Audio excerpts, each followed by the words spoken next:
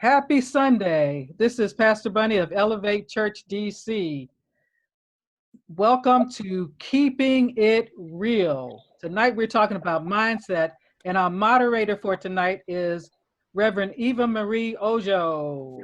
Hi, Reverend Ojo.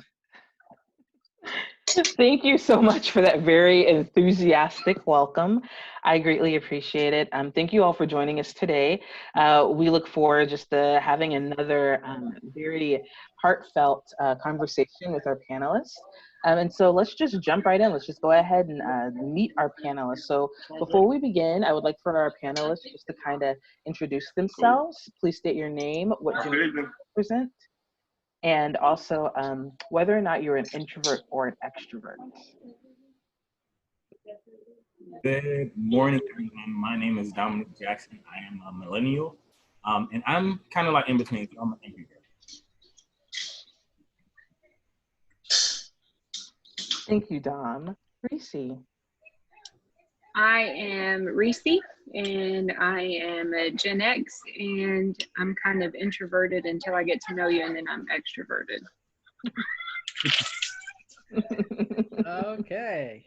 I'm Bunny, and I am a magnificent baby boomer. You all knew I was going to say that. Say something good about baby boomers. And I'm an introvert. Hi, I'm Isaiah. I'm a millennial, and I mean, it's obvious, I'm an extrovert. It is obvious. You're definitely our resident extrovert. I am between the Gen X millennial. I'm on that cusp, and I am as introverted as they come. So Isaiah, you and I are like holding up the opposite ends there. Let's go ahead and jump into today's conversation. So the question is, what can the church do to help people who are struggling mentally and emotionally? That's kind of why we asked this question about whether or not you're an introvert or an extrovert. I do feel like whether you find that charge from being around people probably dictates what you see is a need, and probably dictates some of those mental and emotional struggles that you might see, or that you might see in the people around you. And so what we'll do is we'll just kind of go through and give everyone a chance to respond to that question. And so let's just go ahead and get it kicked off. Isaiah, since you're the resident extrovert, you probably don't need as much time to think. You probably already have an answer. So, sir, what can the church do to help people who are struggling mentally and emotionally right now in this season with everything that is going on? Two things. The first thing that we can do as the church, we can actually open up and begin to realize in ourselves that, yes, we are struggling too as well. That's the first thing. Because once we can get to that point where we can say, listen, I'm dealing with this too. You know, I was delivered from this. Okay, yes, we get that. You were delivered from something, but you're still struggling with something now. Nobody is perfect. So once we get to that point and we can open up and we can talk freely about it, then we can help them with whatever problem they're dealing with. Because what we're dealing with now and how we're dealing with it, as to oppose the way that they're dealing with it, the advantage that we have in the church is that we're dealing with it with the name of Jesus on our side. So we can definitely help them out with that. We can say, I'm dealing with it this way. And we can give them our struggles as well, because then they can relate. Once they see that they can relate to us, they can say, wow, I can really talk to this person. I can see where they're coming from on this. Maybe I can get in a little more. The more we open up with ourselves about where we are, the more we can help them out. I hear you, sir. I definitely hear you. I agree. There's definitely need for some transparency. Reese, would you like to add to that, or what else? How do you see the church helping people who are struggling mentally and emotionally? Now, just to kind of piggyback off of what Isaiah said, we have to be open. We have to be transparent. I feel like a lot of times, especially when you're talking to someone who may not be a Christian, especially, they think, oh, you're perfect. You have Jesus, you have it all together. So it's super important to be transparent, so that other people can see I don't have it together. I just have a rock underneath my feet. So I think that's super important. Thank you. Dom? Mhm. I definitely agree with both Reese and Isaiah. You have to be upfront. You got to be upfront and say, "Hey, I have a problem too," and it may be the same problem once you actually open up and say, "Hey, I got a problem." So it may be the exact same problem, and the two can help each other out in terms of getting through that issue. Especially now, like with this pandemic going on, it's a lot of people who are going literally crazy because they can't go out. They can't go out. They can't see their families if they're far away. So if we as a church admit our faults and admit our flaws, we can help the next person who doesn't believe, or even another believer who has fallen short or are weighing, and this pandemic is like weighing down on them. Because I know for me, like being alone at home, like I just work. I work, go to the grocery store. I try to go see my grandmother when I can. Get sprayed down with Lysol. For the most part, like my mind is constantly going about when is it gonna end? When is it gonna end? When is it gonna end? But with Jesus on our side, everything's gonna be all right. So I know that I'm still grounded. I'm still here. I'm still breathing. I wake up every morning with the grace of God. So if we just come to the realization of our truth, we can help another person through. Thank you for sharing that. Yeah, I imagine she really is spraying you down with Lysol. Good of her. Pastor Bunny, what answer do you have? Well, I can tell you as an introvert, I thought I was going to be okay because I love being, I can stay inside and all that. Right now, I am losing it. I really, I want to be able to go out. I can't go out. I, I have opportunity to travel. Can't do that because I don't know what's going to happen. I might get somewhere and they may quarantine me for 2 weeks, and then I can't afford that. So right now, I think what happens a lot of times is we don't want to be vulnerable, and so we don't share exactly where we are. And I think we do a disservice to ourselves as well as others by not sharing where we are in the struggle that a lot of us are in. People are mentally and emotionally drained, exhausted, and that just takes you to a point where you could go over the edge. And so I think the church can find a way or outlet for people to be able to talk, or even help people to get to somebody who is a professional to talk with them. Because being bottled up and not having too many options make people do things that they really shouldn't do. And the church needs to step up and be the light that people need to see.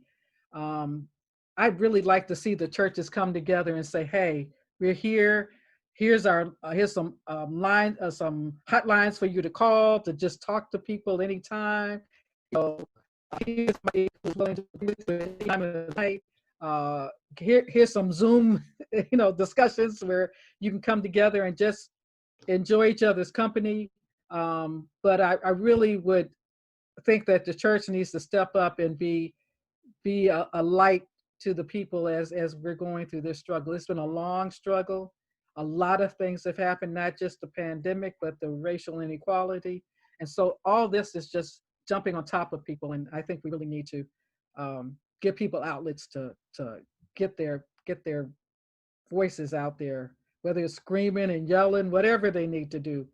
Let them have a place that they can go. Thank you for that. So, um, one of the things I was thinking is, as each of you are answering, because all of you just really seem to echo each other, even coming from different generations, you all were kind of saying the same thing, that the church needs to increase transparency. And I feel like that is something that may not have necessarily always have been taught or necessarily always have been a priority.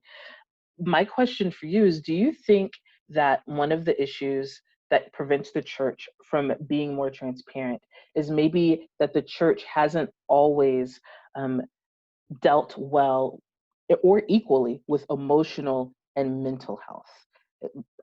And if you do think that is a case or a situation, what can the church do better to address and to normalize mental health as well as emotional health.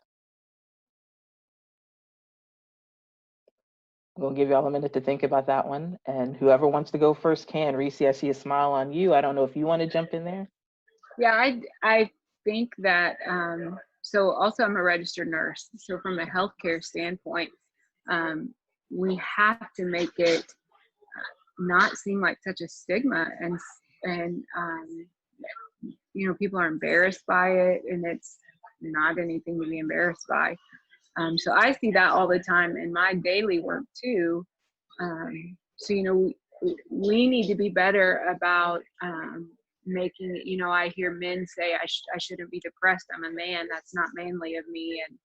And we need to do better about helping people to understand that we're humans and things like that happen.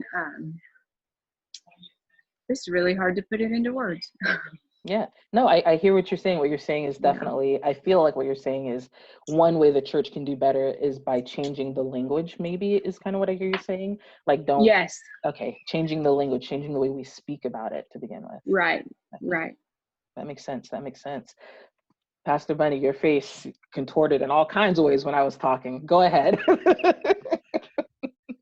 No, I think Reese has a point, is that we put so many stigmas on mental health, and it, you know, people think, well, even in getting help, you know, if you say, why don't you get somebody to talk to us, like, I'm not like that, I'm not crazy. And it's not that, it's that our emotional strength is being challenged right now. Our mental strength is being challenged right now. And we're not always up here. We have ups and downs in our lives. And so people have to realize that have taken the opportunity to voice what's going on is helpful and free. That we have to take that label. It's a big label on mental health, that a negative label that people can't seem to get over. And maybe the church needs to say, hey, people, we all go through struggles. We all have difficulties, whether we're Christians or not. We all go through it. Let's go through it together. That's fine way to make it all of us. Whether it's getting a professional to talk to, or a minister to talk to, or a friend to talk to, we need to be able to say, "Hey, I'm not doing okay, and I need to talk to somebody." So something's got to happen. We keep seeing more and more suicides happening, and it's because people are not willing to say, this stigma, I want to get the help that I need, because I want to do best for me. Whoops. Uh-oh. You're still with us. But you're on mute, but you're still with us. Okay. It's giving. Can you hear? Okay. I have something on my screen that says that my speaker's not working, so that's what happened. But we have to let go of that stigma and be able to step forward. Dom, Isaiah. I would say the church needs to change its perception of mental health, because they label mental health as crazy. They label mental health as psycho or other things of that sort. And I would say most people in the church have mental health issues. And I say that because of the fact that they're dealing with trying to hold up the bloodstained banner instead of really realizing that life is life, that we go through life on a regular basis. So if you pray, if you do everything that you're supposed to do as a Christian, that you won't have a mental health issue. That's not so much the case, because you can do from Genesis to Revelations, but you can still go through a crazy moment. So I think we need to change their perception of it. We need to change the wordage. We need to change our actions towards it. We need to change how we view people as it. We need to change. Like, it's okay to be crazy. It's not crazy, but I mean, it's okay to be to have mental issues. It's okay that as long as you know how to help that person or help yourself. Like, you may be dealing with something that you just don't know how to deal with. There are professionals out here that get paid for it and are licensed to help you through it. So it's not a sin to get help. It's a sin if you don't address it. And I believe that if we as a church come together and realize that, hey, everybody's human, everybody makes mistakes, everybody has those moments where we have the potential to go on the loose end of things. I think a lot of people will understand that, hey, and a lot of the outsiders, as we say, will be comfortable enough to come into the church and say, hey, I have this issue. Can you help me? But if we don't do that, churches won't grow, churches will die, and we need to realize, and it's a lot of my generation who don't believe like, oh, they can come into church and get help because of, if I say I have a mental health issue, I won't get help. Or I've been through so much where I may be going crazy, I won't get help. They'll shun me out and say, okay, you got to go somewhere else. You're crazy. You can't come into church because you don't know how to act, in a sense. So if we realize as a church that there are outsiders and insiders that need the help, then we need to figure out how to help them and to help them effectively. So that way, not only as a non-believer, so they can believe, but as humans, we are all human at the end of the day. We cannot turn another human away from help. And so that's what I believe. Thank you for sharing that. So the thing that you said that really kind of spoke out to me a lot was a charge for the church to learn how to help. I think that that's definitely, even if the pastor or clergy or whoever is there maybe can't necessarily give the full treatment, they know what words to say to get the person in the door, to make the person feel comfortable, and then to do a warm handoff to someone who can help that person help in their continued treatment. So I think that's a really good charge, learn how to help. But that's not an easy task, but it's definitely something that needs to be done. Isaiah, did you have any thoughts around that? Actually, yes, and mine is from a different angle. Okay, bring it. And the angle for mine is I actually dealt with this, and for me, I never had. I'm outgoing, energetic. No, I'm the life. I've never had a suicidal thought at all in my life until the age of 28 when I was locked up in jail. I mean, I tell nobody, it's no secret. I've been in and out of jail since I was 20. In and out, in and out, in and out, in and out. Stupid mistakes. Yes, I made stupid mistakes. But I never had a problem until the age of 28, when that's the actual time when I gave my life to the Lord. And I know the reason why that suicidal thought came on is because of the mission that the Lord had in me. So I know what it's like to sit here and say, I hear voices in my head telling me to kill myself. I heard the voice tell me to take my jumpsuit off, wrap it around my neck, and kill myself because I was no longer wanted. It was at that moment when I dropped into a prayer and I said, God, I said it a million times, but if you get me out, I promise I'm giving my life to you. That was on a Saturday morning. I got out that Saturday night. That Sunday morning, I went to church and I gave my life to the Lord. I've been running ever since. So when it comes to the mental health issue in the church, if we can literally open up and say, yes, I had a moment where I broke down. Yes, I've never had a suicidal thought until such and such happened in my life. And I actually had a suicidal thought. Everybody's not going to handle it the way that I handled it. I understand that. But guess what? You can share with me because I had a suicidal thought as well. I had moments in my head where I said, you know what? Maybe if I put this gun in my head, I could end it all right now. Maybe if I take this jumpsuit off, wrap it around my neck, I could end my life right now. It'll all be over and done with. Yes, I had those encounters. I just knew how to overcome it. And I'm here to help you overcome that as well. Talk to me and I'll tell you all of my story that might help you overcome. You can relate somewhere down the line. Who knows? If you can't relate to me, then guess what?